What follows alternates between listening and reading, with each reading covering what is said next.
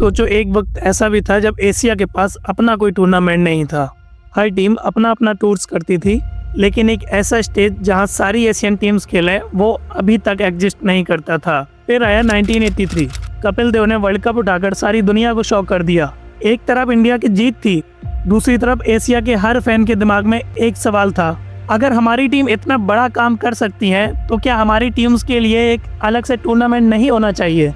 इसी आइडिया ने जन्म दिया एशियन क्रिकेट काउंसिल को और डिसाइड हुआ कि एशिया का भी अपना एक चैंपियनशिप होगा। ये सिर्फ एक टूर्नामेंट नहीं था, एक तरह का मैसेज था कि एशिया भी वर्ल्ड क्रिकेट में एक अपनी अलग पहचान बनाएगा।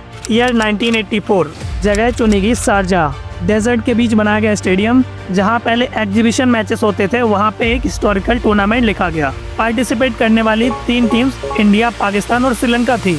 कोई फाइनल नहीं, सिर्फ राउंड रॉबिन फॉर्मेट था। राउंड रॉबिन मतलब सारी टीम्स एक दूसरे से मैचेस खेलेंगी और जिसके ज्यादा पॉइंट्स होंगे, टेबल में टॉप पर होगा, वो ही चैंपियन बनेगा। और क्या हुआ, इंडिया ने सबको हराकर ट्रॉफी अपने नाम कर ली।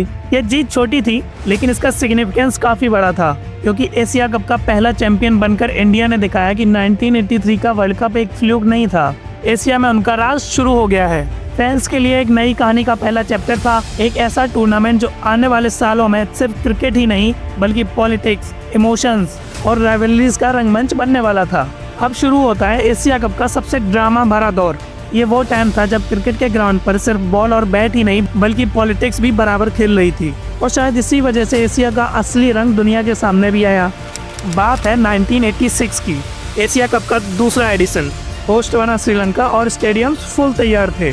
क्राउड एक्साइटेड थी, लेकिन बड़ी टीमें मिसिंग थी। इंडिया क्यों? क्योंकि उस वक्त इंडिया और श्रीलंका के रिलेशंस खराब हो गए थे। पॉलिटिक्स इतनी गहरी थी कि इंडिया ने पूरा टूर्नामेंट ही बॉयकॉट कर दिया। उस बॉयकॉट के बीच श्रीलंका ने कर दिखाया वो काम जिसका उन्होंने सपना भी नहीं देखा था। अपनी पहली एशिया कप ट्रॉफी जीत ली और पूरे श्रीलंका में सेलिब्रेशन का माहौल था। यह सिर्फ एक जीत नहीं थी, ये एक स्टेटमेंट था कि चाहे इंडिया जैसी जायंट टीम्स आए या ना आए, हम भी जीतकर चैंपियन बन सकते हैं। फिर आया ईयर 1988। इस बार स्टेज सेट हुआ बांग्लादेश में और ये उनके लिए बहुत बड़ा मोमेंट था। इमेजिन करो, एक ऐसी टीम जिसे अब तक कोई सीरियसली नहीं लेता था, वो पहली बार कॉन्टिनेंटल टूर्नामेंट होस्ट कर रही थी। पूरे देश में एक्साइटमेंट थी।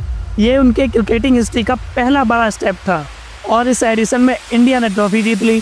लेकिन असली कहानी बांग्लादेश की थी। उन्होंने दुनिया को बताया कि वो सिर्फ क्रिकेट देखने वाले फैंस ही नहीं है, बल्कि अब खुद भी क्रिकेटिंग स्टेज का हिस्सा बनने वाले हैं।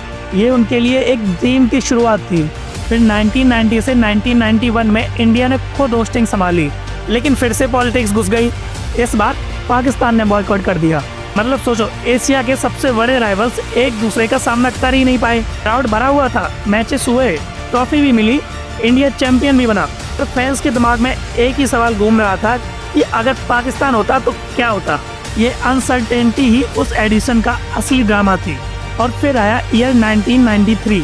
ये वो साल था जहां पॉलिटिक्स ने क्रिकेट पर पूरा ब्रेक मार दिया। इंडो पाक रिलेशंस इतने खराब हो गए कि टूर्नामेंट को ही कैंसिल करना पड़ा।